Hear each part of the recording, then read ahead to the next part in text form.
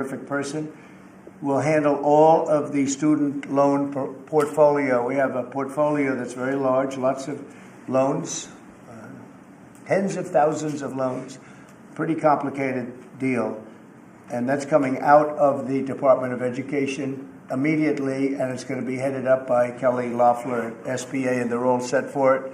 They're waiting for it, and it'll be serviced much better than it has in the past. It's been a mess. And also, Bobby Kennedy, the Health and Human Services, will be handling special needs and all of the nutrition programs and everything else. Rather complex, but that's going to be headed by and handled by Health and Human Services.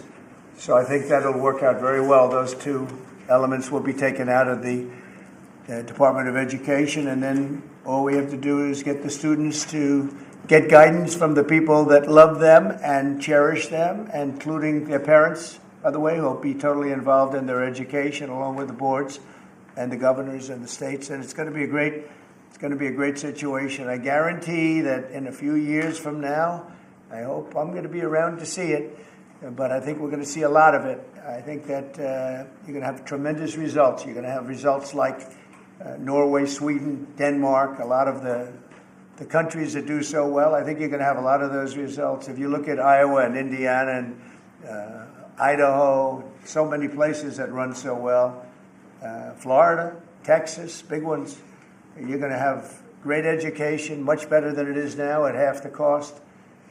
And we're not even doing it as a cost item, although you will save probably half, maybe more than that. And you're not going to be at the bottom of the list. You're going to be much higher. And maybe you'll be, I will guarantee some of the states will be at the top of the list. They'll be comparable or better than these number 1, 2, 3, 4, 5 the countries that are in the top 5 positions. So that's to me, it's very exciting, and it's been received very well. So I just wanted to tell you about the student loans and special needs. But we're here for a reason today that is very exciting, and I'm thrilled to announce that at my direction, the United States Air Force is moving forward with the world's first 6th generation fighter jet. Number 6, 6th generation.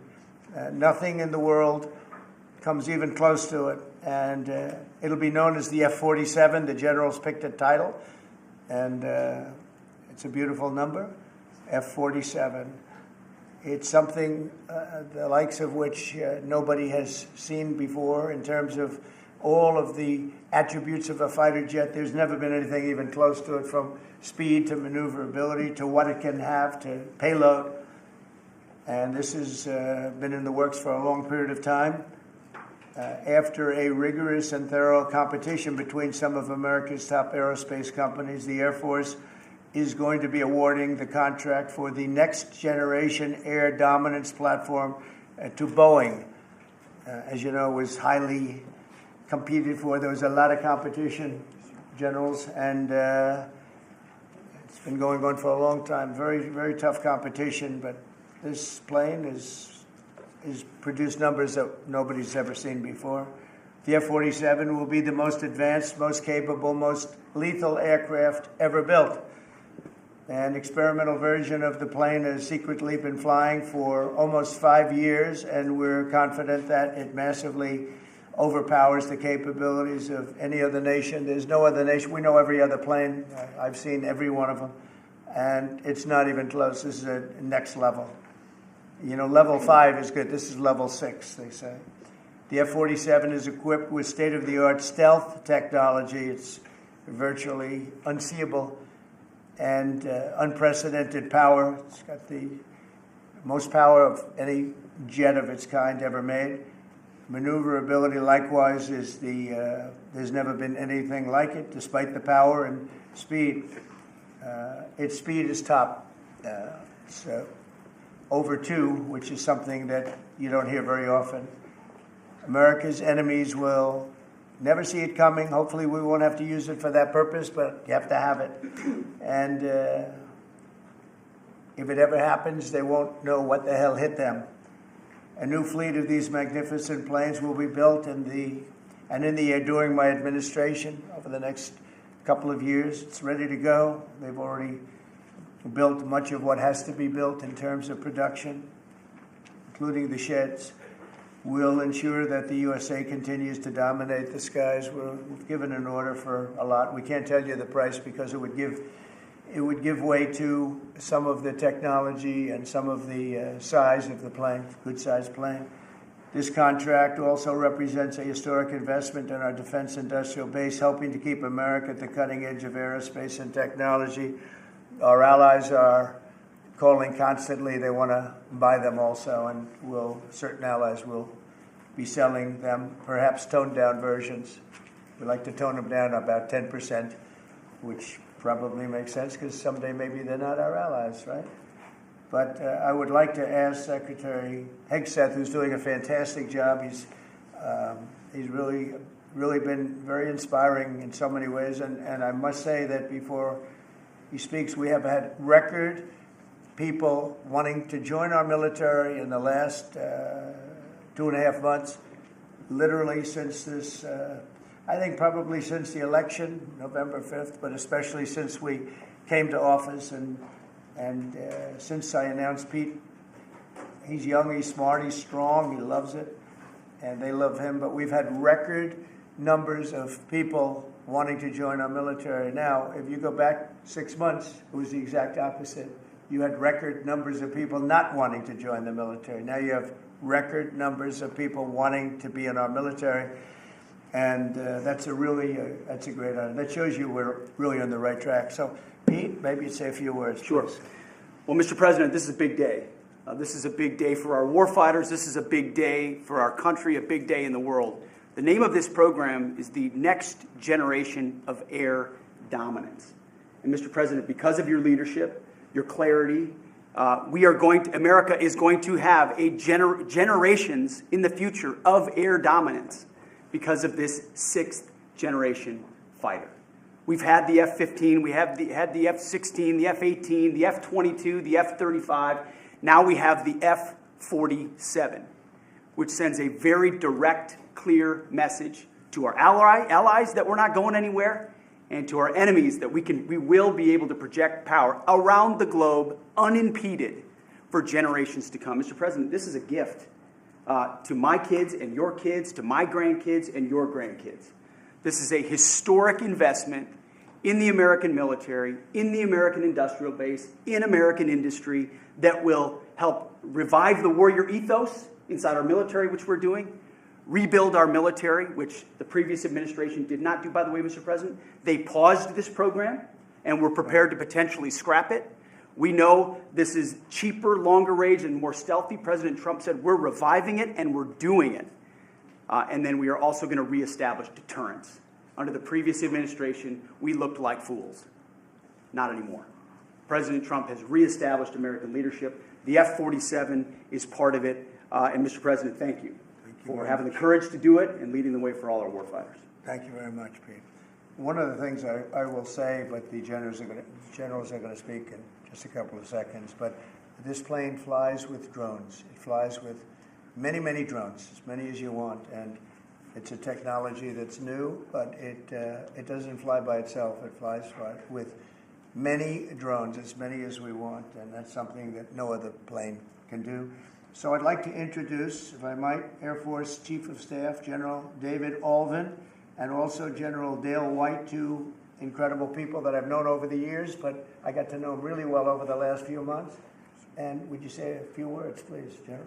Thank you very much, Mr. President. Mr. President, Mr. Secretary, thank you so much for your unwavering commitment to our military. I will say that this is a big day. This is a big day for our United States Air Force as well. You know, air dominance is not a birthright, but it's become synonymous with American air power. But air dominance needs to be earned every single day. And since the earliest days of aerial warfare, brave American airmen have jumped into their machines, taken to the air, and they've cleared the skies. And whether that be clearing the skies so we can rain down destruction on our enemies from above, or we can clear the path to the ground forces below. That's been our commitment to the fight, and that's really been our promise to America. And with this F-47 as the crown jewel in the next generation air dominance family of systems, we're going to be able to keep that promise well into the future. I also want to thank everyone from industry and within government, our engineers, who have worked tirelessly on this program to bring it where we are right now today. This shows that American talent, American skill, and American determination are second to none, because this platform is second to none. So we believe that this provides more lethality, it provides more capability, more modernized capability in a way that is built to adapt. This, along with our collaborative combat aircraft the President talked about with drones, this is allowing us to look into the future and unlock the magic that is human-machine teaming. And as we do that, we're going to write the next generation of modern aerial warfare with this. This enables us to do this. The manner in which we put this program together puts more control in the hands of the government, so we can update and adapt at the speed of relevance, at the speed of technology, not at the speed of bureaucracy. This is more Air Force. This is more options for the President. We say as our mission in the United States Air Force is to fly, fight, and win air power anytime, anywhere. If you want to go anywhere, you have to have a platform that gets you anywhere. This provides the President options from the very one end, which is a quick response, and then we can get right back into fighting stance without having to deploy troops that are going to take maybe months and cost more lives. We can be back in fighting stance, and maybe we restore that deterrence. All the way to decisive victory as part of a joint force that is the most lethal and capable military ever known in history. That's what we provide now, and this allows us to provide it into the future. It's more deterrence, more capability. It's what peace through strength looks like into the future, Mr. President. And so we're very proud to do that. And all we can say is, on behalf of the United States Air Force, let's deliver. Thank you very much. Thank you, General. Would you like to say something? No, sir, I'll just double down what the chief said. He knows what to do. Generational He knows lead. who the boss Yeah, is. that's exactly right. Air superiority is what it's all about, and this is what we'll deliver. That's great. Thank you very much. Great job. We've worked together long and hard on this, and this was a big secret. In fact, we don't show too much of the plane for that reason. You see what we show? You see how beautiful that is, but that's just a very small part of it. Sure.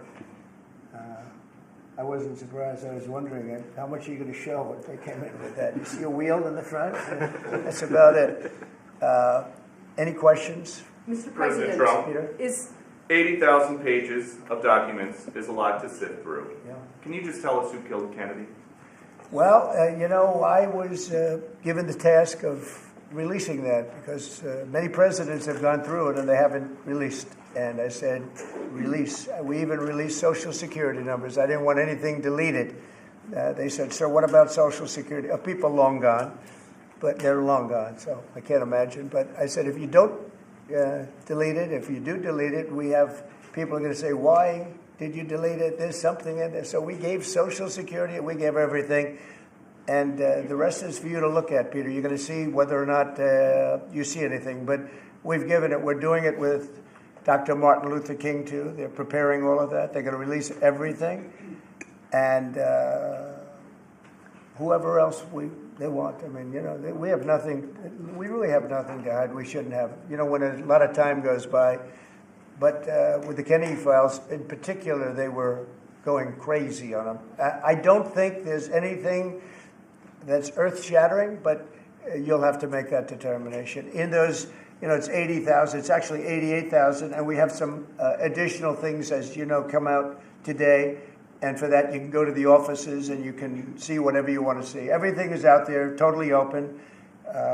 The additional stuff is available later on today. You go over to the offices and you can have it immediately. And you'll make a determination. And on something else, these Tren de Aragua guys, because of your executive order, they are designated as foreign terrorists. Yeah. If ISIS or Al-Qaeda foreign terrorists were operating here in the United States, cops would probably be shooting first and asking questions later. And so what is the difference between terrorists, between somebody like an ISIS or an Al-Qaeda operative versus a MS-13 or Tren de Aragua? Well, these are people that focus on destroying people in their homes. They're not as international in that sense. They're a group of thugs. They come from Venezuela. They come from the prisons of Venezuela. They're very, very dangerous people, but they didn't look so dangerous when the guards took care of the situation from El Salvador. And I want to thank the president. He's a friend of mine. He's He's done a great job. But I just can't imagine that the Democrats are taking this issue where they want to have them back. So now they have men playing in women's sports. They have transgender for everyone. They have open borders. They have all of their crazy policies that are, I think, 95-5, not 90-10, okay? And their new policy is, let's bring Trinidad back into our country. Let's bring the worst. These are the worst gang members there are.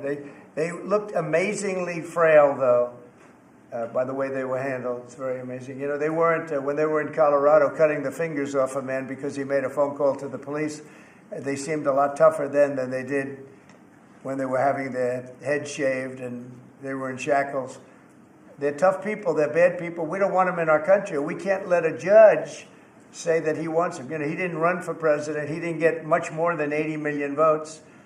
And we just can't let that happen. It'd be so bad for our country.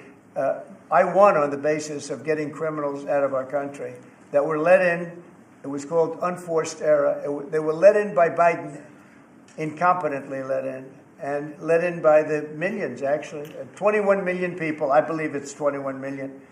And that's not even including the gotaways, but these are rough people. We want them out of our country. And I won the election based at least partly on that, and that's a big part, yeah? Mr. President, there's several. I don't know if you saw this. Tim Walz is now saying about Trump supporters, and forgive me, I'm just reading a quote from Tim Walz, I think I could kick most of their ass. Oh, boy, he'd be in trouble. Is there any way to know? Well, he's a loser, the guy's a loser. He lost an election. He played a part. Usually a vice president doesn't play a part, they say. I think Tim played a part. I think he was so bad that he hurt her. But she hurt herself, and Joe hurt them both. They didn't have a great group, but I would probably put him at the bottom of the group. Have you heard that Biden wants to get back involved for Democratic politicians, fundraising and campaigning against your policies? I hope so. Mr. President, there are several families. Mr. President, there are families from some of the people. Who are you with? I'm with La Nación newspaper from Argentina. There are families from some of the people that were on those flights to El Salvador that claim that they're not criminals, they're not members of Trinidad, of MS-13. What can you tell them, and what guarantees can you give them that everyone in those planes were actual criminals, terrorists, as you said? Well, I was told that they went through a very strong vetting process, and that that will also be continuing in El Salvador. And if there's anything like that, we would certainly want to find out. But these were a bad group. This was a bad group, and they were in bad areas, and they were with a lot of other people that were absolutely killers, murderers, and people that were really bad with the worst records you've ever seen. And but we will continue that process, absolutely. We don't want to make that kind of a mistake. Is the U.S. planning to give up the position of NATO's Supreme Allied Commander, and if so, why? NATO is something that I saved. NATO was gone until I came along. In fact, the previous Secretary General, very good man, both of them are good. The current man is fantastic. But both of them have said, if it wasn't for Trump, you wouldn't even have a NATO, because we were paying the cost of almost all of the countries. And now they're paying. I said, we're not going to do this. We're not going to continue. You hurt us on trade. You do bad things on trade. And then on top of it, we're supposed to pay for your military. And because of what I did, hundreds of billions of dollars flowed into NATO by countries that just weren't paying. They were delinquent. They weren't paying their bills. So NATO is solid. They're strong. But they have to treat us fairly. Are we going to give up the... Because, look, without us, NATO's not the And same thing. And I can tell you, I've been having very good discussions, as you know, with President Zelensky and with President Putin. And President Putin will tell you that without the United States, he wouldn't be worried. But he is worried when the United States is involved. And I have to tell you, I've dealt very well with both gentlemen, and we have, I think we have the confines of a deal. I hope we have the confines of a deal. I'm doing it for two reasons. Number one, and by far most importantly, thousands of young people, and they're not American people, they're Russian and they're Ukrainian, are being killed every week, thousands a week. And also the United States has paid, because of Biden, $350 billion on a war that should have never happened. if we had a competent president and this sitting right here, that war would have never happened. It would have absolutely never happened with me. And it didn't happen. For 4 years, it didn't happen. Mr. President, do you think you have the authority, the power to round up people, deport them, and then you're under no obligation to a court to show the evidence against them? Well, that's what the law says, and that's what our country needs, because we were, unfortunately, they allowed millions of people to come into our country, totally unvetted, totally unchecked. So you ought to ask, did he have the authority to allow millions of people? Did Biden have the authority to do something that's unthinkable? Have open borders where millions of people poured into our country, totally unvetted and totally unchecked, just as you would say. And many of those people were criminals. Many of them were from jails and prisons and mental institutions and gang members and drug dealers and very dangerous people. Many were murderers. We have 11,088 that we know of murderers they murdered. Of that number, at least half killed more than one person. They're in our country. They're in a location near you. Biden allowed that to happen to our country. And his people that really ran the country.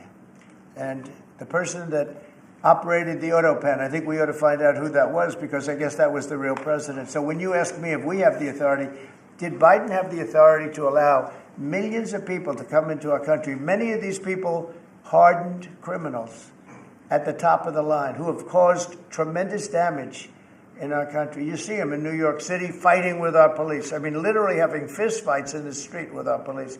These are tough, hard criminals. Many of them came out of jails, and not just South America, from all over the world. They came out from Africa, from the Congo. They came out from Asia. Not just South America, but many from South America. These are hard, tough criminals, and we have to get them out. And a judge sitting behind a bench someplace got a nice appointment. You can't take that away from the people that are responsible. Now, in this case, Marco Rubio has a lot of big decisions to make, and he's a fantastic person, a great man. I think he'll be our best. I think he has a chance to be our best Secretary of State. He's been doing incredibly. He works so hard. He's gone to so many different countries already, and he's got the authority to get bad people out of our country. And you can't stop that with a judge sitting behind a bench that has no idea what goes on, who happens to be a radical left lunatic. Do you think the judiciary is You guys today are denying this New York Times report that Elon Musk was going to be shown a 20 to 30 page presentation about a theoretical war plan against China. Why not just show it to Elon? Because I don't want to show it to anybody. You know, you're talking about a potential war with China. Now, I deal with these people all the time, and I'm dealing with Pete. I'm dealing with these gentlemen on numerous different airplane purchases, and I think they're all going to be great. But I don't want other people seeing potential war with China. We don't want to have a potential war with China, but I can tell you if we did, we're very well equipped to handle it. But I don't want to show that to anybody. But certainly you wouldn't show it to a businessman who is helping us so much. He's a great patriot. He's paying a big price for helping us cut costs, and he's doing a great job. He's finding tremendous waste, fraud, and abuse. But I certainly wouldn't want, Elon has businesses in China, and he would be susceptible perhaps to that. But it was such a fake story. The New York Times is just as fake as CNN and MSDNC. And anybody read that story, people laughed at that story. Who would do such a thing? And the first thing I did is I called Susie and I called Pete. I said, is there any truth to that? And they said, it's ridiculous. No, he's over there to talk about costs. You might want to address that, Pete. But Elon was over there today to address costs. Doge, thing called Doge, which you've heard about. Pete? That's exactly right, Mr. President. You pointed out it was a fake story. We pointed out it was meant to sort of undermine whatever relationship the Pentagon has with Elon Musk. Elon Musk is a patriot. Elon Musk is an innovator. Elon Musk provides a lot of capabilities our government and our military rely on, and I'm grateful for that. We welcomed him today to the Pentagon to talk about Doge, to talk about efficiencies, to talk about innovations. It was a great informal conversation. The rest of that reporting was fake. There was no war plans. There was no Chinese war plans. There was no secret plans. That's not what we were doing at the Pentagon. I might add that I think Elon, if they ever wanted to do that, I think Elon wouldn't do it. I think he wouldn't do it. He wouldn't want to put himself in that position. But if you read what's out of the New York Times, it's such a dishonest newspaper. It's such garbage. It's, it used to be called all the news that's fit to print. Well, it's all the news that's not fit to print. They have fake sources, or they don't have sources. I think they make most of it up. But this was a made-up story by the New York Times. I call it the failing. It's a failing newspaper. It's failing.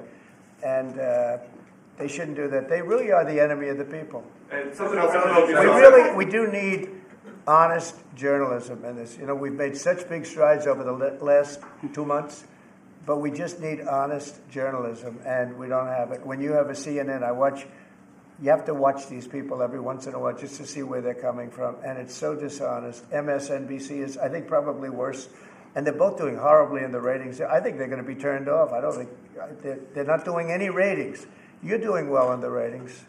Thank you. I understand that your trade rep is meeting their Chinese counterpart next week. Yes. Is there anything that they can do to stop April 2nd or to roll back the tariffs that you put on China already? Well, we can talk, but basically, I call April 2nd. I would have made it April 1st, but I didn't want to be April Fool's Day because then nobody would believe what I said, and they do believe me. April 2nd is going to be Liberation Day for America. We've been ripped off by every country in the world, friend and foe. We've been ripped off on trade. We've been ripped off on military. We protect people, and they don't do anything for us. It's just so unfair for years and years. And now some of that money is going to be coming back to us in the form of tariffs. Tens of billions. It's going to be numbers like nobody's ever seen. So NVIDIA announced today, you saw that, hundreds of billions of dollars of investment.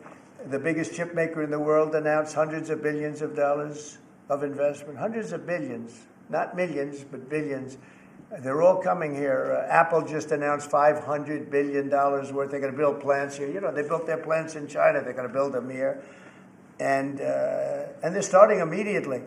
We have investment, the likes of which this country has never seen, already announced. And they all want to have news conferences. I don't have enough time to have that many news conferences. But I would say so far at least $4 trillion. $4 trillion is coming in.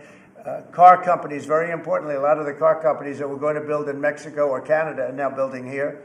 Because I don't want cars from Canada. I don't want cars from Mexico. They want to do it, it's fine. But I want the car companies to build here, not...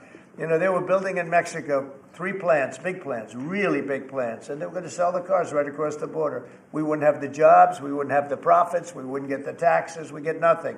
All we get is unemployment and empty factories. Those days are over. So now those 3 places are going to build here, but many more than that. We have a big one. Honda is building, just announced a really big plant in Indiana, great state, smart place to build. And we have many car companies coming here. The steel mills are going to be booming, And many other things, many other things come with that. But we need that for defense. There are certain things you have to have. You have to have steel. We would have had, if I didn't do in my first term tariffs to stop the onslaught, because they were dumping steel in order to destroy our steel plants. If I didn't do 50% and even 100% in certain cases tariffs on steel, you wouldn't have a steel plant in the United States. And Biden was unable to get rid of those tariffs because they threw off so much money that his numbers, which didn't work anyway because his numbers were terrible, what he did, the way he spent money was so horrible, and what he allowed to happen to energy. That's the other thing. Energy is going to be like it's never been before. Mr. Vice President is here. Do you have anything to say while you're here? He's a very good Vice President. I'm just here to watch the show, sir. Okay. I think airplanes are pretty cool, so I want to go check this out. It is cool. Mr. President, China to take off the trade war at this point, though. Well, I'll be speaking to President Xi. I have a great relationship with him. We're going to have a very good relationship. But we have a $1 trillion deficit because of Biden with President Xi. More than that. I mean, I've heard $1.2 trillion. We have a deficit. And I've explained that to President Xi. We also have a problem where he's allowing fentanyl to be sent into Mexico and then cross the border and, killing I think the number is much higher than the 125, 115. I think it's closer to 300,000 people a year, and so that's a problem. But they have a tremendous surplus against the United States, and we don't want that. A number of industries have come to you asking for exemptions on tariffs. Is that something that is under consideration by you? Well, people are coming to me and talking about tariffs, and a lot of people are asking me if they could have exceptions. And once you do that for one, you have to do that for all. So, I mean, generally, I did something interestingly during 2 weeks ago. I gave the American car companies a break because it would have been unfair if I didn't. And everybody said, oh, he changed his mind on tariffs. I didn't change my mind. I helped our, sort of big three, big four. I helped some of the American companies. And instead of taking it properly, they said, oh, he changed it. I don't change. But the word flexibility is an important word. Sometimes there's flexibility. So there'll be flexibility. But basically, it's reciprocal. So that if China's charging us 50% or 30% or 20%, and I don't mean China, I mean anybody, any country, Canada. Nobody knows that Canada's charging our dairy farmers. They have 270% tariffs. Nobody knows that. Nobody knows that. They have up to 400%. They have a couple of tariffs at 400%. Nobody knows that. Nobody talks about that. And remember, with Canada, we don't need their cars. We don't need their lumber. We don't need their energy. We don't need anything from Canada. And yet it costs us $200 billion a year in subsidy to keep Canada afloat. So when I say they should be a state, I mean that. I really mean that. Because we can't be expected to carry a country that is right next to us on our border. It would be a great state. It would be a cherished state. The taxes for Canadian citizens would go down in less than half. They don't spend money on military because they think we're going to protect them. There are many things that they do, like icebreakers. They want us to provide icebreakers for them. Oh, that's wonderful. So the Canada, they're very tough traders too. I want to just tell you, of all the people, they're tough traders. They trade very tough. And, the expression I use is, some people don't have the cards. I used that expression about a week and a half ago, right? Somebody was negotiating who didn't have the cards, who's now, I think, saying that he wants to do it, and I think we're going to have a big deal on that very special something. We got to make a deal on that. But Canada has been a very nasty negotiator against the United States, took advantage of the United States for a long time. But nobody knows that they were getting 270% tariffs on dairy products. I don't think I've heard you say this in all of the talk about Canada becoming the 51st state. Are you concerned that if they became the 51st state, they would be a very, very blue state? Very, very big and very, very blue. No, there might be, but it would, you have that artificial line that goes, that straight artificial, that looked like it was drawn by a ruler. Somebody with I don't mean a ruler like a king, I mean like a ruler, this way. And it's just an artificial line that was drawn in the sand or in the ice. And can I tell you, Peter, just, you add that to this country, what a beautiful landmass, the most beautiful landmass anywhere in the world. And it was just cut off for whatever reason.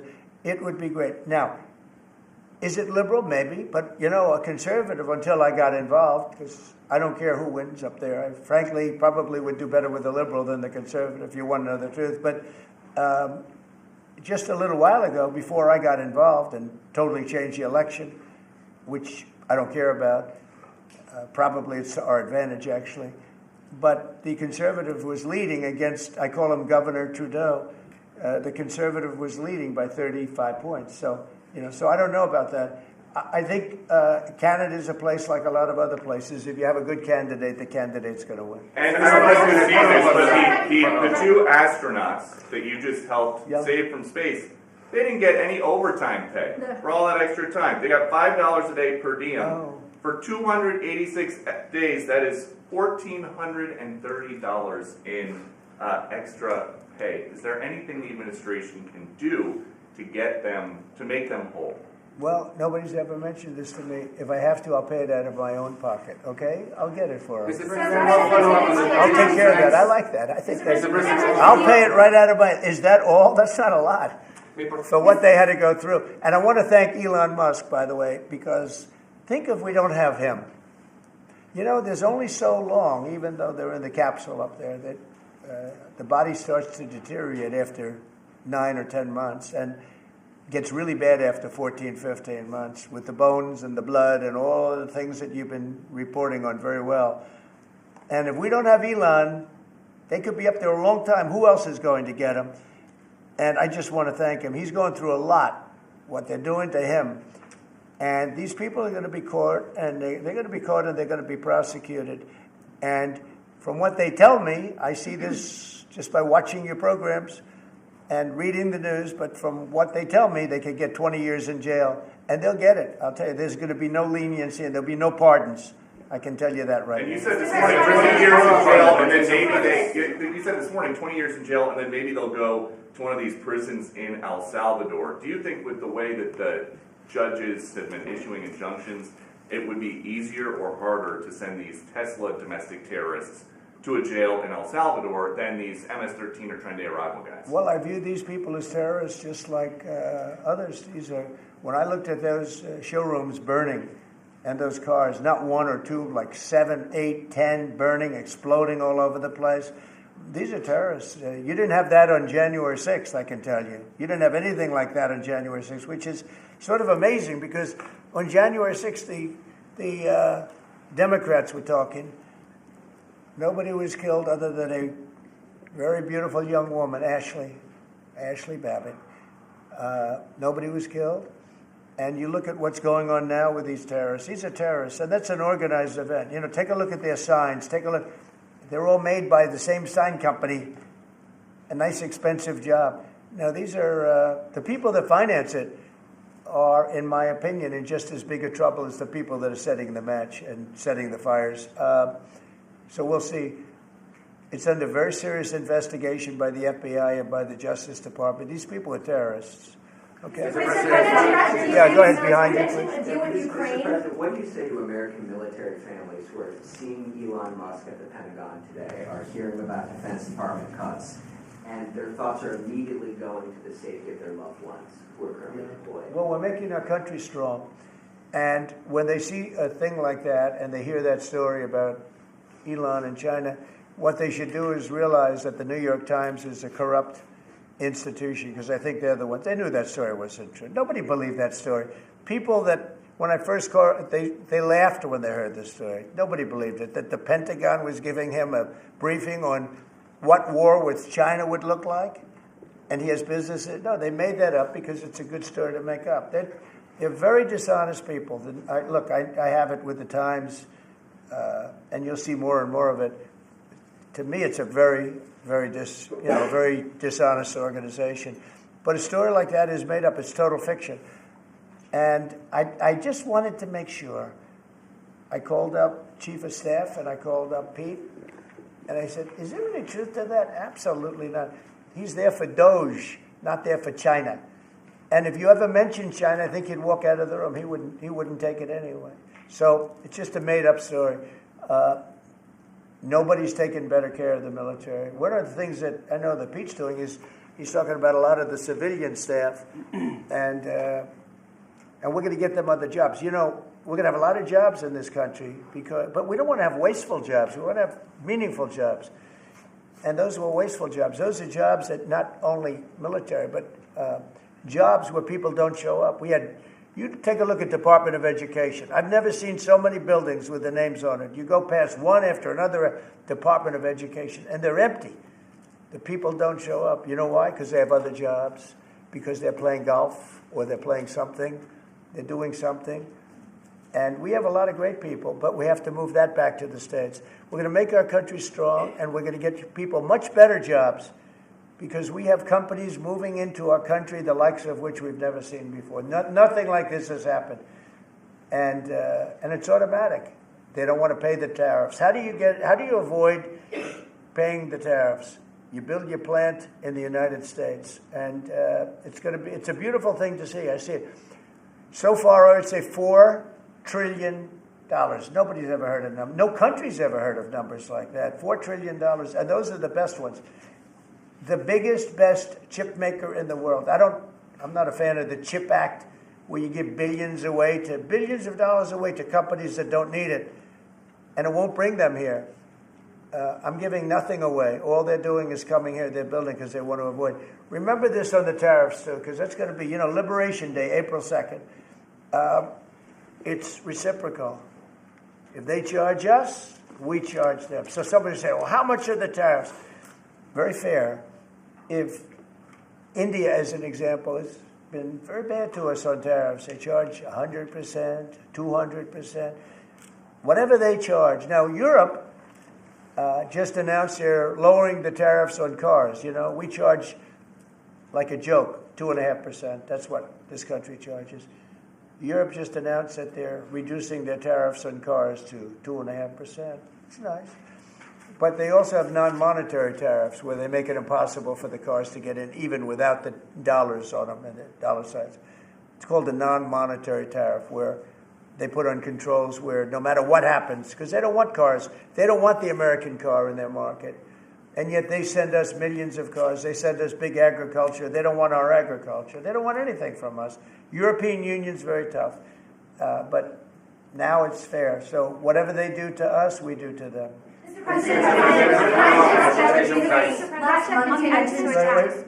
Russia continues to attack Ukraine. Are you planning to impose any sort of sanctions? Well, they're fighting against each other. I think we're going to have... We have a ceasefire on a lot of areas, and so far that's all held very well. And getting that ceasefire, they had a lot of guns pointing at each other. You had some soldiers, unfortunately, surrounded by other soldiers. And they are going to be, I believe, we're going to pretty soon have a full ceasefire, and then we're going to have a contract. And the contract's being negotiated, the contract in terms of dividing up the lands, et cetera, it's being negotiated as we speak. What do you say to critics who say that your actions towards law firms amount to coercion? Well, the law firms all want to make deals. You mean the law firms that we're going after, that went after me for 4 years ruthlessly, violently, illegally? You mean, are those the law firms you're talking about? They're not babies. They're very sophisticated people. Those law firms did bad things. They went after me for years. Russia hoax. All a hoax. It was a hoax. It was Hunter Biden's laptop. It didn't come out of Russia, by the way. It was came out of his bedroom. It was all a hoax, developed by Democrats. Hillary, I don't think Biden did, because I don't think Biden knows what the hell he's doing, frankly, based on everything I see. I've seen things since being here that are so sad. What he's done to this country.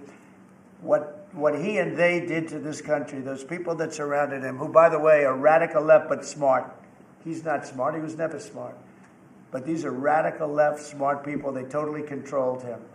He did whatever they told him to do. And it's a shame. It's so sad to see what happened, what they've done to this country, both not only the inflation you saw, but allowing millions and millions of criminals into our country. That's an inexcusable act. And many other things besides that. Thank you very much, everybody. Thank you. Thank you, everybody. Thank you very much. Thank you, guys. David, need a hand? Thank you.